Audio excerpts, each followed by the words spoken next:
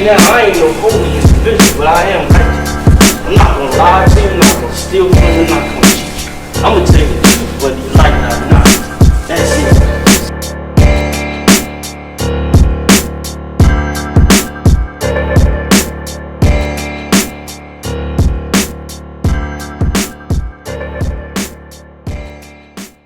Timepiece Tracks was good, my digger. Hey, how are you? Good morning. Good. Yeah, it's like 12 midnight here. It's 12 in the afternoon where you at, right? Yep. Yeah, I just got out of bed 20 minutes ago.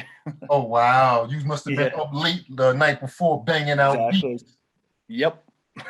All right. You're on to it. Way down in Australia. Wow. It's amazing how far hip hop has come, you know? It's crazy. From starting in the Bronx to now, you got people like yourself over there in Australia just making that disgusting fly shit, you know? It's ridiculous. So what are you banging out on? At the moment, I just use Ableton with a controller, and the only kind of interesting thing about my setup is I've got the old school Akai S900 sampler. So that's the 12-bit bad boy. So I run all my records off the record player into the S900 first, and then record that into the computer, just to give it that dirty sound. Right. Is that the first piece of equipment you started with, Ableton? No, not at all. I mean, I'm trying to think. I think it was just the wave editor that came with Windows 95. Wow. Yeah. So I was just looping stuff up in that. Right. And then the first proper piece of gear I got was the MPC 2000 when that dropped. I think I bought that in 98. Okay. So what made you switch from the MPC 2000, which is hardware, to now using basically software? It's just easier for me. You can get closer to the sound in my head quicker with software. That's the only difference. Otherwise, I'd still be banging out on the MPC, I think. Right. So, you know, this is strictly for my diggers. So I'm going to ask you a question. Are you e-digging, or are you digging in the crates, or are you doing both? Crates. I would say crates 90%. I was always a record guy. I was a DJ for over 20 years as well. So the records are a part of my DNA at this point, I think. It's just record. I can't stop buying these things. Oh, they're everywhere. You got the little spindle phone? Yeah. Yes. So I mean, I don't care how other people want to go about it these days, but yeah, I would say it's part of me by this point. I kind of feel like I'm cheating myself if I get a sample off the internet. Okay. So you stick to the real pure sound. Like I mean, like I said, I was digging too, but you know, my space, I don't have a lot of space anymore. I hear for records, so I started going on YouTube, you know, because I'm just buying too many records over the years. I mean, I got records under my kitchen sink, under the bathroom sink. I got them in my linen closet. It's just I just have any more room. And recently I had them with I'm in my lab right now, and I had it like in my closet on a rack on a shelf, and it came collapsing down on my equipment. And it didn't, good thing it didn't damage anything. It all came collapsing down. I'm like, you know what? It's just way too much, you know? Yeah. So I ended up over the last few years, I've sold a whole bunch of mine. I think I had 6,000, 7,000 around there. And then I've gotten rid of a lot. I'm down to about, I think I've got 1,500 now. So that's a sensible amount for me. Yeah. So you have a DJ background. Let me ask you this question, right? Who makes better beats, the DJ / producer, or the rapper / or MC / producer? If you get my question. Yeah, I do. I think everyone comes at it from a different angle. There's even, you've got musicians that start making beats, people that are trained on instruments, they start making beats, and their take on it's completely different as well. So I don't think any one of them is going to be better, but the outcome's going to be different for sure. Okay. Right, because you know, some people may say the DJ, the one who started out DJing and transitioned into beats, might be better because the DJ knows how to rock the crowd, right? Yeah. Then you have the MC slash beat maker who may feel that they make the better beats because they know what they want to rhyme to. Yep. You know, Yeah. so it's either or. But I've always seen like some of the best beat makers, in my opinion, have always had that DJ background. Yep, it does make sense. A lot of the greats, that's for real. Right. Yeah. Yeah. So let's go a little deeper into like the beat science now. I know you're digging in the crates and all that. So are you chopping up your samples or are you mainly loops? No, even if it's a loop, I'll always chop it just to have more control over it. I like to have control. So even if it's a 2-bar loop, I'll cut it into 4 pieces, but make it sound seamless. Yeah, I always try and chop. Okay, gotcha. So when you're chopping, like, are you pulling the record back, or are you using like auto chop within the system, or are you just pull the record I just back? cut it up by hand. Once it's in the computer, I'll just cut it up by hand. Do it with the mouse or whatever. It's auto chop. Yeah, I mean, that's the advantage of I don't know. Once I discovered all that kind of stuff in the DAW on the computer, I left the MPC behind because I could what was in my head that I would do on the MPC, I could do in less than half the time on the computer. So so when you're gonna chop up a sample, basically you'll sample the whole song. A lot of the time I do that, especially if the whole song's funky and I hear bits all over it. I'll just record the whole thing in and just keep that in my library. And you just chop through it. Yep, chop through it. If I hear a sound I like, I'll just put a marker on it and then chop out all those little pieces, have them all on the keyboard out in front of me. Okay, so then you must have a USB turntable then. No, I've got my old school Technics 1200 sitting here. Okay. And that runs straight into my computer. Yeah. Okay. Wow. Okay, cool. And then you sample the record and it goes in the end and you basically chop through the record, get the sounds or whatever. Yep. So what happens first, the drums or the sample? I would say the sample for me. A lot of people say drums and I've never had much luck with that. I usually get stuck. But if I've got the sample going, I can picture the song in my head. Right. But if it's just drums, usually when I start with drums, the beat is always basic. It turns out basic, but it has to be sample for me. Right.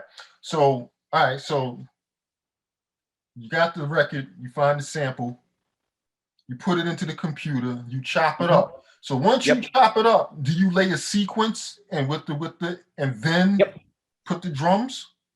Yep, for sure. I've got a whole bunch of my drums. I've been a break collector for many years. Right. As I've got my shelf back there of all my breaks. All of those I've got pre-recorded in the computer. They're all pre-cut as well into slices. So all I have to do is pull one of those up, and I've got the pads here, so I can just sit there and bang out the drums on the pads. If those ones don't work, I'll try a different beat that I think will suit it. So everything's easy. It's good to go sitting there. Yeah, that's pretty dope. Now, where are you getting your drums from? Just all vinyl. I like the sound of vinyl drums. They hit hard. I've tried sample packs that I've bought online before, but a lot of the time I feel like those sample packs, some of them are dope as well. And if people can use them and it works for their production, that's cool. But I find a lot of the time because they're created by one person, it's kind of what was in their mind when they created those drum packs, and what might work for them doesn't work for me. Like years ago, I bought one of those Jake 1 drum packs, and the sounds in it were dope, but they didn't work in my beats. It didn't sound right. So, and a lot of the drum hits in them, I'm like, hey, I got that record. So it's like, I can take the same record that some of these guys will put in their packs and just use it in my own way.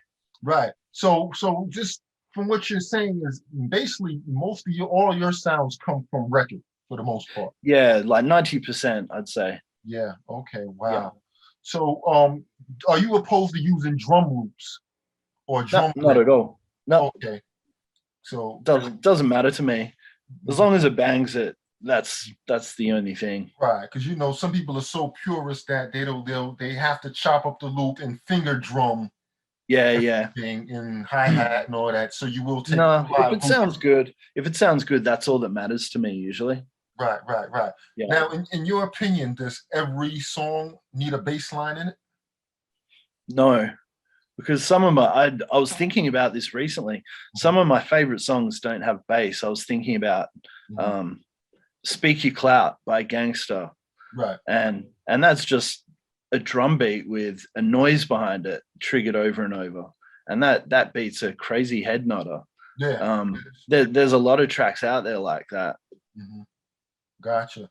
So on average, how many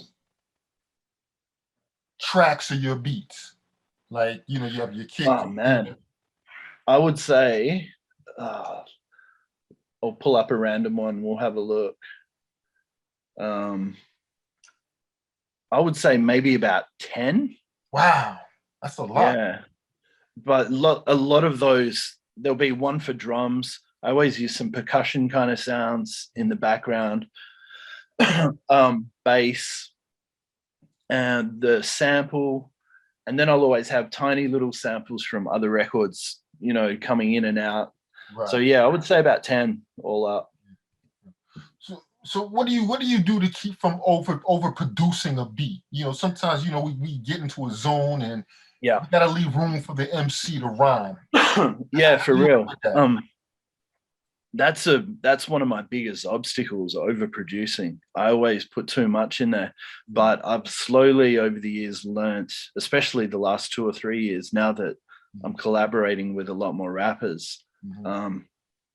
I still throw all that stuff on there, but I find myself taking a lot of it out. So yeah, so I'm not precious about keeping a certain sound in there anymore. If I don't need it, then I'll just take it out. Right. So when you sit down and make beats, do you make beats with a certain artist in mind, or do you just make beats? Yeah, that's another thing I've come to the realization recently, that if I don't, I've always had an output problem. Just some people can sit down and make 20 beats in a day. I can't do that. But if I know it's for a project for a certain rapper, I can get into a zone where I'm just focusing on that one person's voice and their flow and what I think will fit them. And I find that a lot easier. So yeah, I can put that one fact that you've just brought up down to, yeah, I don't know. It's a weird one. It's all psychological beat making, I find. But definitely if there's an artist in mind, that's what works for me. Right. So now that we on the topic of like talking about working with an artist, is that what you prefer, to do albums with the artist, or do you prefer just giving beats to just? No, I don't really like selling beats, especially because I don't know what the finished product's going to be like. I'm quite particular with my mixing. I really like mixing and arranging all that stuff around the vocals. And like when I do sell beats to rappers, I say to them, hey, let me arrange the track for you, because then I know it won't turn out whack. It'll just be exactly like how I want it to be. So, but yeah, I think I've only ever sold maybe 10 beats ever. Right. Yeah. And so you really don't like giving out stems? Not really, no. Again, I understand now why people don't like it, because I've had rappers take a beat and then put it out, and I send them the MP3 to see if they like the beat, and that's what they end up using. So they just loop up my MP3. And it turns out, you know, the quality is less than it should be. So how many artists have done that? Is that most of them? When they take them? No, not at all. No, it's rare when that happens, but I make it pretty clear to people that I want to mix the track. So that's one of the first things I tell people. Gotcha. So basically, when you send the beats out, they rhyme to it, they give you the vocals, then you go back and then you have the beat tracked out or whatever, and then you like to do the mixing or whatever. Yeah, I usually send the rapper just something really basic that they can record to. I'll send them like a 6-minute really basic arrangement, and then they'll do their thing on it, send me the vocals, and then I get to work and chop up the vocals and arrange it all around the beat. Right. Because there's some beat makers who don't know how to mix or what have you, you know? Yeah, and I mean, I went to college for mixing, so I've always been interested in it, the technical side of it. Right. And like I used to record bands and that kind of stuff. Just because I've always been fascinated with recording, the art of it. And yeah, I've found that it's helped a lot with beat making, and it's like anything, the more you do it in life, the better you get at it. And yeah, only in the last couple of years have I found that I'm really happy with my mixes. Right. Yeah. But so since you have that mixed background, you do listen to music differently when you hear other people's music. You're like, oh, they didn't mix that. That wasn't mixed. But to the untrained ear, to the audience, they don't know the difference, you know? Yeah, again, it's kind of psychological. Sometimes there's little tricks in mixing that can make someone like a song without knowing why. Like if the bass has a certain harmonic frequency in it, or I don't know, just little things like if a track sounds nasty, people instantly switch off a lot of the time. Right. I mean, you can still have it dirty but clean, but yeah, I think a lot of people need to put a bit more care into it, I think, or reach out to people that can help them mix it, and they need to play it to their homies and say, hey, does this sound trash? Be 100% with me. Right. But do you think there's an artist can just make a beat that's dope without all the extra mixing and all of that? It's just dope. Yep, for sure. I mean, there's you hear of people that just make beats and then just track it straight out of their sampler into the computer, and that's it. It's done. I mean, like Dilla's a classic example of that. Absolutely. And Madlib. Yep. Yeah, there's a bunch of them out there. Right. So yeah, man, there's so many variables. It's just whatever needs to be done to get to that final point.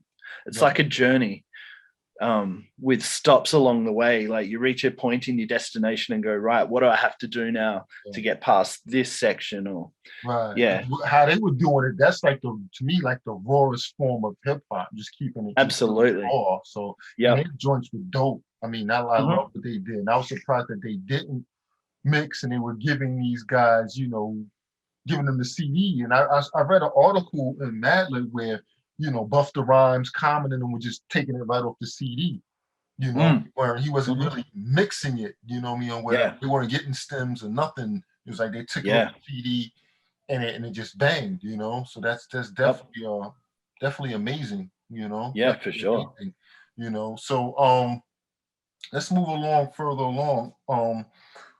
When it comes to like beats, I know you have a certain topic in mind, right? When you make your beats, do you ever feel like, yo, this might be a female song, this might be a hood song, a story track, but then you give it to the artist and they do something totally different. You're like, nah, that's not what I had in mind.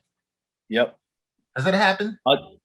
Yeah, that happens quite a lot, but I find more often than not, it's kind of like that I get surprised by people's input and where they take something. I think any collaboration, you should meet in the middle. It's like, it's what's the word for it? It's like a compromise almost.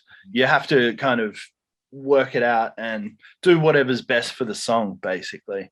Right. And sometimes I don't know, I've never told someone not to do certain lyrics or a theme over a beat. I always respect their vision if they respect mine as well. But I mean, that's a really good question. I'm trying to think of an instance where it's happened recently. I can think of one.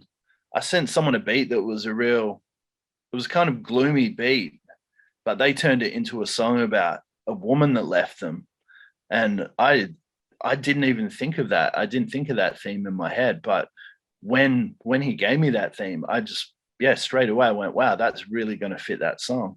Right. Now, So, are you able to reveal that artist, who that was? Not at this stage. Okay. Okay. I tried. Yeah. Okay. But we'll find out eventually, correct, when it comes out? Yeah, correct. Yeah. Yeah, we've got a whole album in the works. I think we're about 9 tracks deep at the moment. So it'll come out before the end of the year. Right. So it must be difficult to really get your ideas out, because you're working with a lot of different MCs in the United States, and of course you're way out in Australia. Because I know you probably would prefer to be with them in the studio. Yeah. You know, right now you just have to play the role of a quote unquote beat maker for the most part. You know, do you think that hinders you? It hinders you only. I like to stay in touch with people throughout the process of an EP or an album or whatever. I like to have that back and forth, just so you can try and feel it out as much as possible. Talk about the track and where it's going and what it needs. I find it's impersonal when you just send someone a beat, they rap on it, and it's done. I'm not kind of into that vibe. It works sometimes, but most of the time for me, artistically, it feels unsatisfying. Right. Gotcha. Gotcha. So how does it work? Like, you know, you are you reaching out to these artists, or are they reaching out to you? How does that work? A bit of both. A lot of the time it's people that have reached out to me, which is cool. But yeah, I would say it's half. Okay. Yeah, it's I do like paying for features as well. I think everyone should get paid where possible for their craft, especially if they've been at it for a long time and they're well respected. But that's not always the way. Sometimes it's a trade-off. Like, I'll give you beats if you give me rhymes or whatever. But yeah. Okay, so let's say you reach out to a certain artist or whatever, and you want to work with him. You've heard his music before, you think he's dope, you want to do a project with him or what have you. Do you give them those beats free, or is it an understanding we're doing a project and we're going to split the money? Yep. It's just, I always approach it as a project. I don't like beats. It's weird if you just send someone beats with no MO behind why you're sending them, then that person tends to just think that those beats are for him and they can hold on to them for as long as they want because they belong to them now. And then 2 years later and a song hasn't come out yet, and you're like, hey, what about all those beats I sent you? What's going on? And then you get an uncomfortable situation where this person thinks that those beats were theirs. And so I always make it pretty clear from the start now that this is for a project. You know, if you don't use them soon, we got to keep it moving. Right. So when you decide to do a project with an artist, is there a contract between you and the artist, or is it just a verbal agreement? Yeah, just verbal agreement, pretty much. Yeah. Now, I find a lot of the time, I like to try out just doing one song to begin with, and if that one turns out dope, then we will make more, decide to do more. A lot of the time, I'll do an EP with someone, and then we'll make 4 songs pretty quickly, and then they'll say, that was easy, let's make an album. So I've had that a couple of times recently. So how do you keep up with like the sales and how the album is doing, and knowing that you're getting the proper splits? How does that? I don't really sweat that stuff, to be honest, because I mean, I'm still small fries, so there's not a lot of money to be made, really. I mean, yeah, it's kind of, I don't look at the figures and that kind of stuff. It's yeah, I do it for the love. It sounds corny, but I've done this for a long time, and it has to be the love. Yeah, 100%. I think if it wasn't for the love, I wouldn't be doing it all this many years later. So yeah, it's definitely got to be for the love, because I've spoken to a lot of other beat makers, and they're saying, you know, this at the moment there's not a lot of money in it. It's more so for the love, for the props, you know, Yep. and things like that. Now, but there's also been moments where I can't reveal the producer's name or the MC's name, but he's, you know, kind of large and underground, where he reached out to this producer. Producer gave him some beats or whatever. The artist went out, did his thing, and has money, rhymes about having all this money, but didn't pay the producer anything. Do you think that's fair, that, you know, that sometimes the producer gets the shitty end of the stick? Yeah, I mean, without making it sound like producers complain about that stuff all the time, I do have those kind of discussions with quite a lot of producers. But I think if you get burnt once, you won't get burnt again. You learn pretty quickly how to deal with your business, and that's why I always go into it now straight away, just talking a little bit of business straight up, just make things clear, so then it doesn't come back to bite you later on. Right. Now, do you think someone who's an up-and-coming beat maker should give out free beats?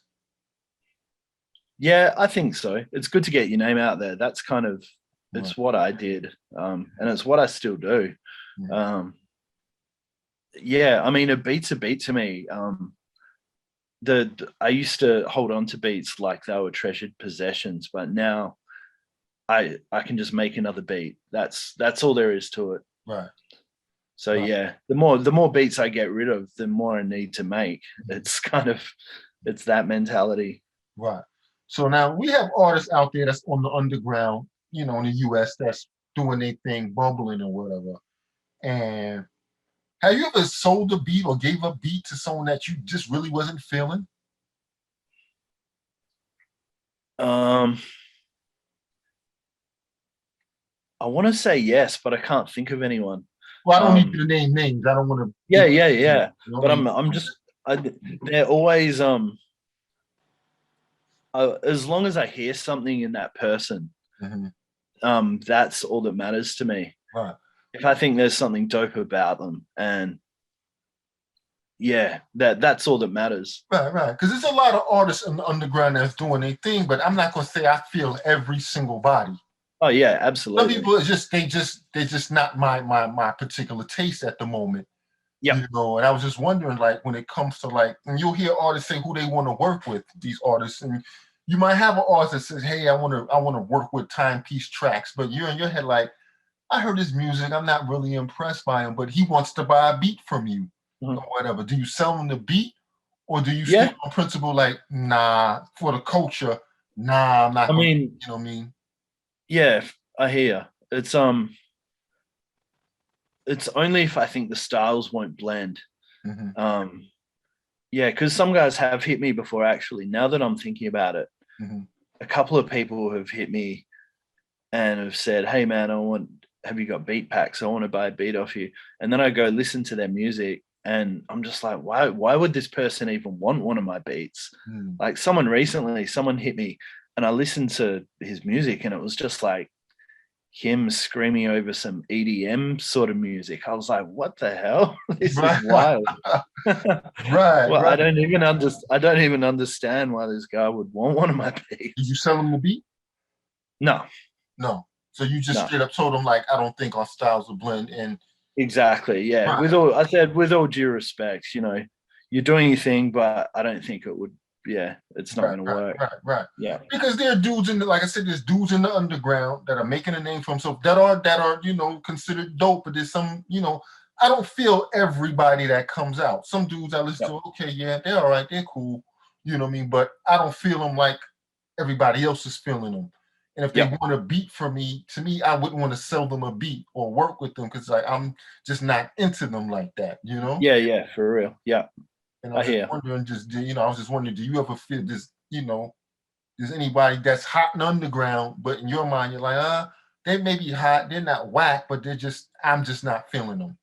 Yeah, a lot of the time. I mean, it comes down to personal taste, I think, like you said. And there's a lot of good stuff out there, and I don't know, it's all art to me. It's subjective. So one artist might have a lot of fans, and I don't understand why, but that's fine. It's you know, it's just not for me. And the same goes with my music. A lot of people probably don't like that either, but that's cool. Right. So how did you link up with Killy Shoot for the 456? Killy, I've known him for quite a while. He was actually one of the first people to hit me online. Yeah, maybe in, I think it was 2016. Sorry, 2016. I started uploading to SoundCloud, and he hit me on there, and we did one track together, and that one turned out really good. And I just stayed in touch with him ever since. That one track ended up getting played on a couple of radio shows, a couple of the big ones, which was dope. So we went, yeah, man, we've got to work more. So that 456 one, that was an experiment, that beat for me. That's all live instruments that I recorded, and then I chopped them up like samples. And then I recreated that Cool G rap beat because I've always loved it. And I know that he's a huge Cool G rap fan, as are a lot of people, but I sent it to him and said, hey, what do you think about doing your own take on G-Rap's 456 over this? And he was like, yeah, let's do it. And he sent me the vocals like a day later. So that was a quick one to do. Now, do you feel like you being an overseas producer, or do you feel like overseas beat makers get taken advantage of by these MCs in the States? I think it all comes down to how smart you are about it. You got to cover yourself, and like I said, if you get burnt once, you won't make the same mistake again. So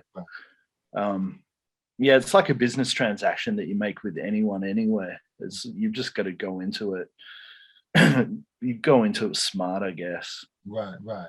And when it comes to sample clearances, that's really not a concern right now, correct? Yeah, not really. I've heard recently with people, if a label wants a track, they'll ask for clearance.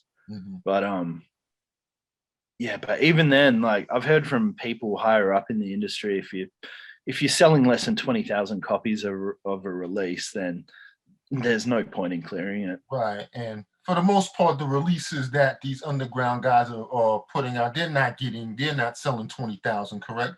Yeah, absolutely. Yeah. Not even 20,000.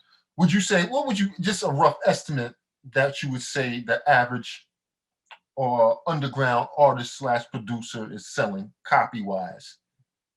I mean, you only have to look at their Bandcamp sales. I mean, someone drops an LP and they have 600 copies and it's sold out, then you know exactly how many they've sold. And that's crazy. 600, that's not like numbers back in the day, but that's still pretty good. Right. You're selling it for like $20, $30 a pop, yeah, for real. That's pretty all right, Yeah.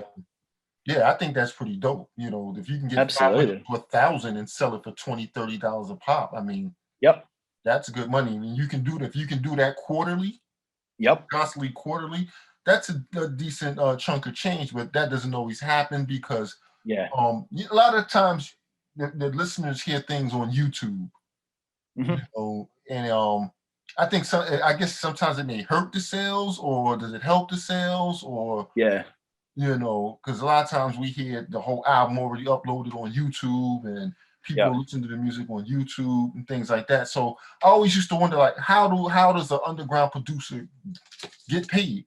Is there really money in this, or is it just strictly the love? Yeah, I mean, the only money, you definitely do have to subsidize what you do with other income. But I had a record out recently with Prose. We did an album together. That started as just one track, then turned into an EP, and then he said, let's do an album. And we put that out ourselves on CD and cassette. And a label approached us a couple of months after it dropped and said, hey, we want to put this out on vinyl. And so we're like, yep, bet, let's do it. And you get a little payout for those agreements. Is that upfront? And that's probably, what's that? Is that upfront money, or you have to wait for sales? Okay. Yeah, that was upfront. But it's not life-changing money, right? no, not life changing, but it's the most. Mhm. It was a good little chunk of money, basically. So And also, you get the prestige of having your album immortalized right, on vinyl too. right, So that's the biggest amount of money I've had at one time. right, right. And I mean, if you work with an artist who's got a buzz around them, and you're catching that Spotify split, Right. that can add up too. And if you're working with a bunch of artists that have that buzz, Mm-hmm. you can get a nice little bit of income from that as well. So is Again, your it's not goal, life changing, but right, it's constant income. right. So is your goal is it a goal of yours to do with this full time, or you're just still just having fun? Um, I would love to do it full time, but it's just not realistic. Mm, And you got to have a balance in life too. Like I mm, spend way too much time in this room already. right. Need to get outside and look at the sun sometimes. um, yeah, especially because my studio hasn't got windows either, so Oh I go crazy. wow. Oh Yeah, yeah. So you get um, lost in just making beats all day and night, you know? exactly. It happens. Wow. um, so yeah, you definitely need a balance, I think. Hmm. Definitely. So let's go back to some more beat science. Yep. Now, when it comes to digging, do you have a certain genre that you stick with, or are you just all over the place? Yeah, I mean, I like anyone when they start buying records, you're buying all the stuff that Hmm. I used to buy a record because Pete Rock used it, Hmm. and then you're listening to that record for other bits that he missed or whatever. But Right. you slowly over the years you kind of find your own style, and also trends in music change a little bit, and Right. I don't know, like I'm just sampling all weird foreign records these days. Like I got a section right here on my shelf of just all this type of stuff, Yeah. Asian records and Where even Polish, if it did blow up, they probably wouldn't even. Yeah. yeah, Polish records, Right. yeah, all that kind of stuff, Right. because I mean Mhm. the sounds on them are good, and people aren't going to know what you're Right. sampling as well. So when it comes to sampling, I know, like you said, we're chopping. So you would take maybe 5 different records or whatever and chop little pieces and make it make sense. Hmm. Yeah, I come from that school of like all my favorite stuff is like the Bomb Squad, Prince Paul, Right. um, Pete Rock. I love the densely layered tracks. So I still do that. Like I said before, I throw shit at the wall, like sometimes way too much. Just And experimental, right? Yeah. yeah. So like, yeah, like some of those tracks on that Prose album, I would sample like 10 records in one track kind of thing. So take a Um, stab from here, piece from here, and put it yep. all in like make a pattern, bang out a Yep. pattern with it and make it make sense. Yep. Yeah, 100%. that's difficult right there. That's It is. It's sort of what I grew up practicing. Like all my favorite albums, like 3 Feet High and Rising and De La Soul right. is Dead. And Mhm. some of those tracks are just seamless the way they're put Right. together. Yeah. All those loops matching up. I think that's a lost art. Yeah, it Um, is. It is because I think sample clearances on that mainstream level has kind of killed it.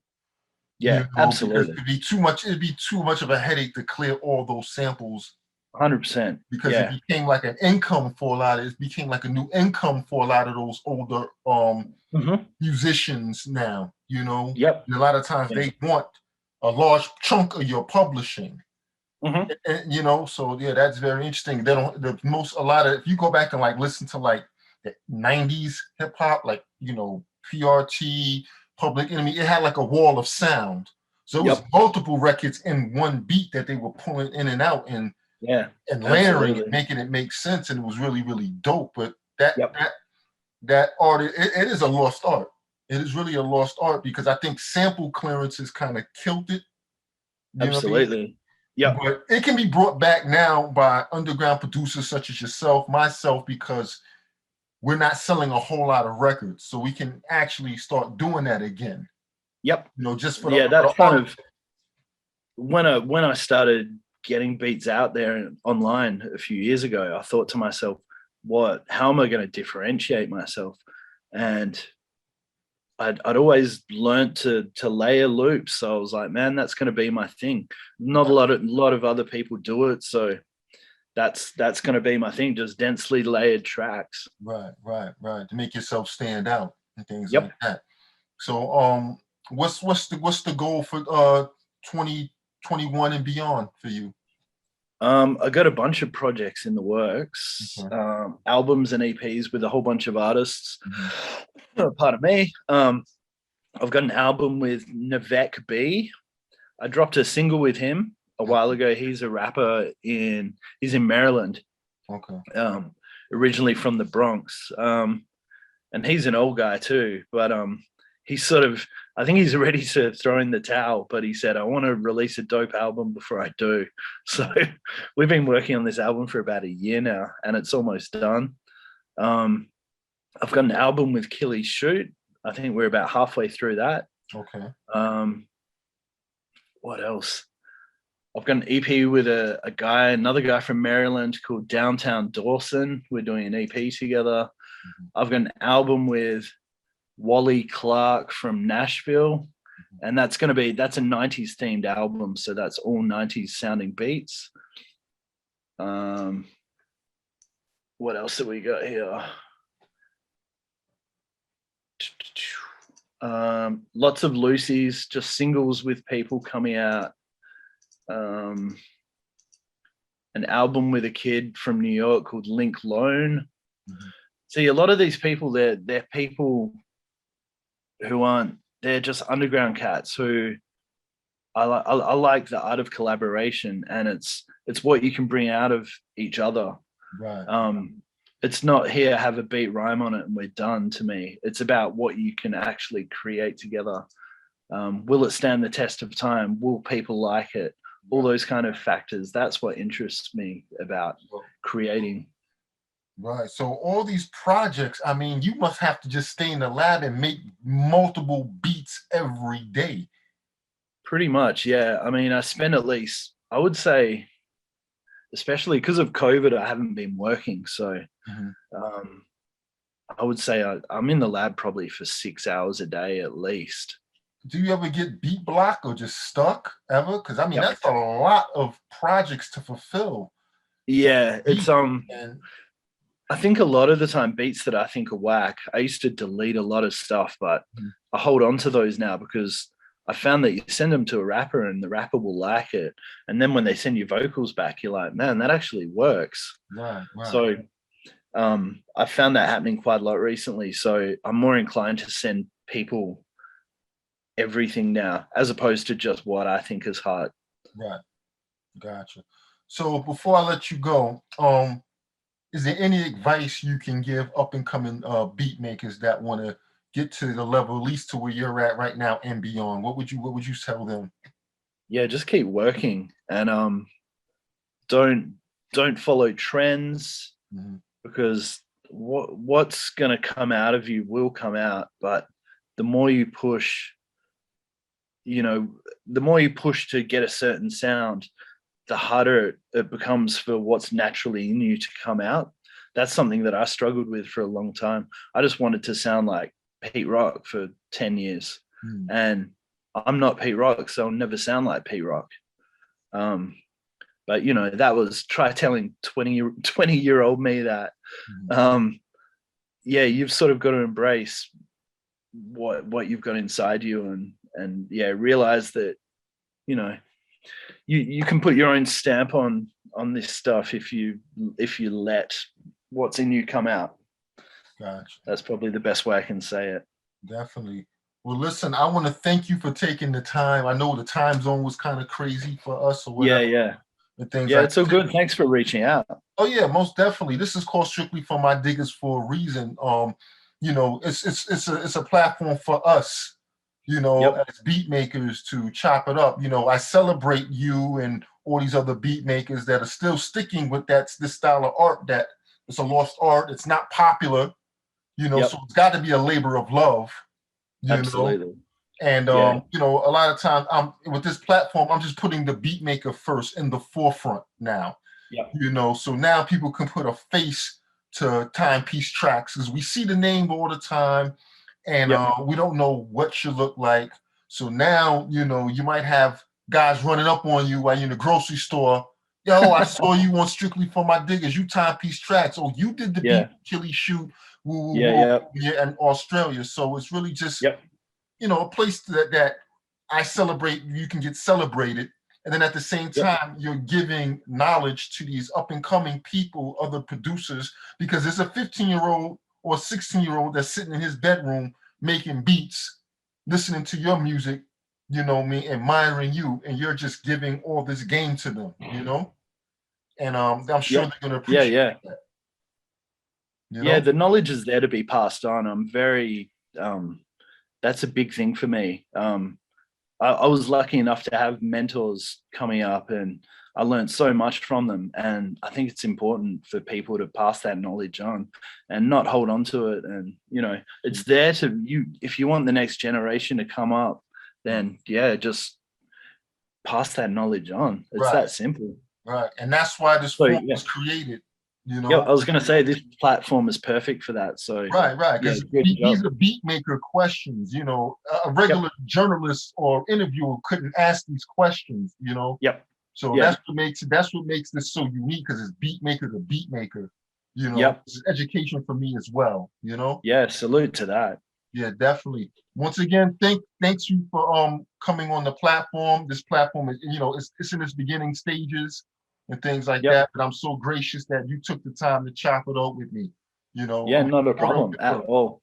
Yeah, thanks for reaching out again. Definitely, and we will we'll definitely keep in touch. Things like that. I got some other things in the works where I want to have a producer forum, so where I snatch all the other producers that I've interviewed, and we have a nice big forum where, you know, we're chopping up game, we're playing beats that we made, you know, and things like that. I think that'll be fly. Would you be down with that?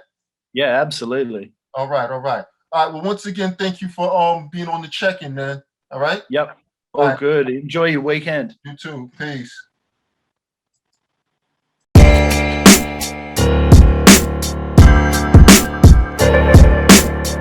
Tell you now, I ain't no holy individual, but I am righteous. I'm not gonna lie to you, I'm not gonna steal from you, I'm not gonna cheat you. I'm gonna tell you the truth, whether you like